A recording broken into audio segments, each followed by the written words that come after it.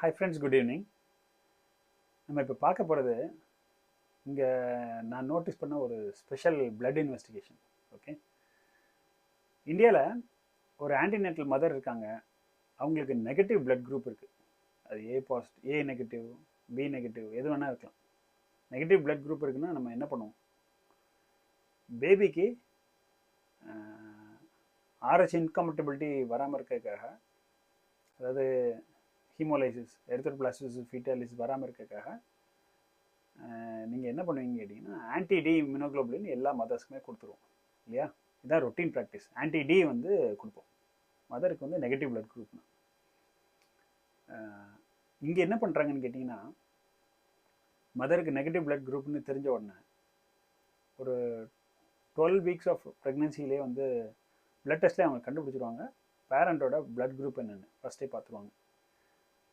Negative blood group மதருக்கு இருக்குன்னு தெரிஞ்சுன்னா அவங்க என்ன டெஸ்ட் பண்ணுவாங்கன்னு பார்த்தீங்கன்னா, செல் ஃப்ரீ ஃபீட்டல் டிஎன்ஏன்னு ஒரு பிளட் டெஸ்ட் பண்ணுறாங்க மதரோட பிளட்லேருந்து. செல் ஃப்ரீ ஃபீட்டல் டிஎன்ஏ. இந்த டெஸ்ட் வந்து ஃபீட்டஸோட டிஎன்ஏ பார்ட்ஸ் வந்து மதரோட பிளட்லேயும் இருக்கும். ஃபீட்டஸோட டிஎன்ஏ பார்ட்ஸ் அதை வந்து அனலைஸ் பண்ணி காட்டும். அதை வச்சு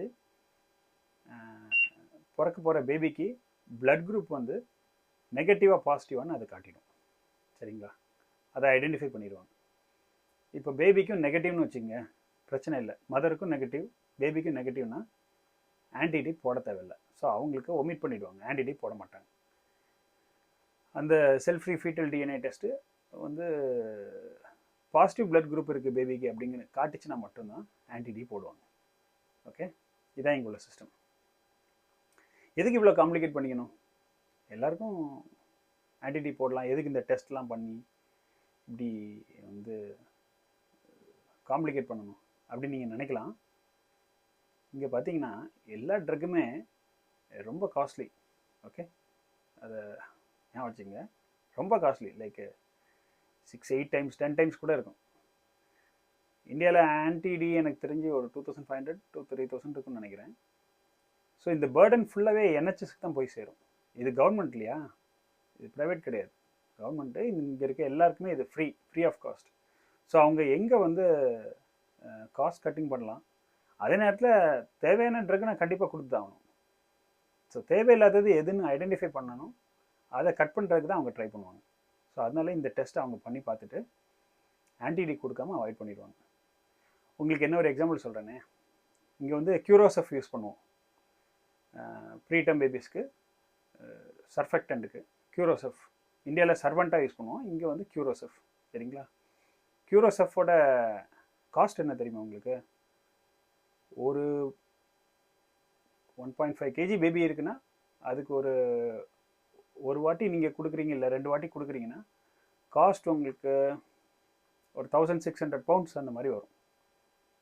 இந்தியன் ப்ரைஸில் அது 1.8 lakhs. இந்தியாவில் சர்வெண்ட்டாக யூஸ் பண்ணுவோம், யூஸ்வலாகிட்ட அது 30,000 rupeesக்கு உள்ளே தான் வரும். ஸோ எவ்வளோ டிஃப்ரென்ஸ் பாருங்கள். 30,000 இங்கே இருக்குது, இங்கே வந்து 1.8 lakhs. க்யூரோசெஃப் கொஞ்சம் பெட்டர் சர்வெண்ட்டாக கம்பேர் பண்ணும்போது. ஓகே, பட் சர்வெண்ட்டாவும் சூப்பர் தான். இந்தியாவில் யூஸ் பண்ணுறதும் வந்து எக்ஸலண்ட்டான ஒரு இதுதான், எக்ஸலண்ட்டான சர்ஃபெக்டன். அது வந்து பொவைன் கவுலேருந்து எடுப்போம், இது வந்து பிக்லேருந்து எடுப்பாங்க, பிக் லங்ஸ்லேருந்து எடுப்பாங்க. இது கொஞ்சம் கம்மி வால்யூம் கொடுத்தா போதும். க்யூரோசெஃப் பொறுத்த வரைக்கும் அதான் அட்வான்டேஜ், கொஞ்சம் கம்மி வால்யூம். ஃபாஸ்ஃபாலிபிட்ஸ் தான் கொஞ்சம் மோர் கான்சன்ட்ரேட்டாக இருக்கும். ஸோ நீங்கள் கொஞ்சம் கொடுத்தா போதும். ஸோ ஒரு சின்ன பெட்டர் குவாலிட்டின்னு சொல்லலாம். பட் காஸ்ட் பாருங்கள் எந்த அளவுக்கு இருக்குது. ஸோ அதான் இங்கே வந்து ட்ரக்ஸ் எல்லாமே காஸ்ட்லி, பல மடங்கு அதிகம். ஸோ அதை வந்து கட் பண்ணுறதுக்கு தான் பார்ப்பாங்க. தேவையான பீப்புளுக்கு கண்டிப்பாக கொடுத்துருவாங்க. ஸோ அதை முன்னக்கூட்டியே ஐடென்டிஃபை பண்ணிட்டு யார் நெசசரி பர்சனுங்கிறத பார்த்துட்டு அவங்களுக்கு மட்டுமே கொடுப்பாங்க. Thought of sharing with you guys. see you. என்னொன்று சொல்ல மறந்துட்டேன். இந்த செல்ஃப் ஃப்ரீ ஃபீட்டல் டிஎன்ஏ டெஸ்ட்டுக்கு பார்த்தீங்களா, இது வந்து உங்களுக்கு ஃபீட்டல் டிஎன்ஏ ஐடென்டிஃபை பண்ணும். டிஎன்ஏ ஸோ கொஞ்சம் கேரியோடைப்பிங் மாதிரி தான். உங்களுக்கு வந்துட்டு குரோமோசோமல் மேக்கப் வந்து காட்டும். ஸோ யாருக்கெல்லாம் நீங்கள் வந்து ஒரு சஸ்பிஷன் ஆஃப், அவங்களுக்கு high probability of getting chromosomal diseases like Down's, trisomy 13, 18, Edwards, Patau, இந்த மாதிரிலாம் சஸ்பெக்ட் பண்ணுறீங்க, அவங்களுக்கு high probability of getting that அப்படின்னு ஒரு க்ரைட்டீரியா இருக்குது. அந்த பீப்புளுக்கும் இதே cell free fetal DNA test பண்ணுவாங்க. பண்ணிவிட்டு ஐடென்டிஃபை பண்ணிடுவாங்க இவங்களுக்கு வந்து இந்த குரோமோசோமல் மேக்கப்பில் ப்ராப்ளம் இருக்குன்ட்டு. அந்த பர்டிகுலர் பர்சன்ஸ்க்கு மட்டும் வந்து அடுத்த டெஸ்ட் பண்ணுவாங்க. இது சிவிஎஸ், கோரியானிக் வில்லஸ் சாம்பிளிங், இல்லை அமினோசென்டிசிஸ், அதெல்லாம் அவங்களுக்கு இந்த டெஸ்ட் பாசிட்டிவ் வந்துச்சுன்னா, இது ஒரு ஸ்க்ரீனிங் டெஸ்ட் மாதிரி, இது பாசிட்டிவ் வந்துச்சுன்னா அடுத்த டெஸ்ட் பண்ணுவாங்க. அதுக்கும் இந்த செல் ஃப்ரீ ஃபீட்டல் டிஎன்ஏ டெஸ்டிங் நல்லா ஹெல்ப்ஃபுல்லாக இருக்கும். See you in another video guys. Bye.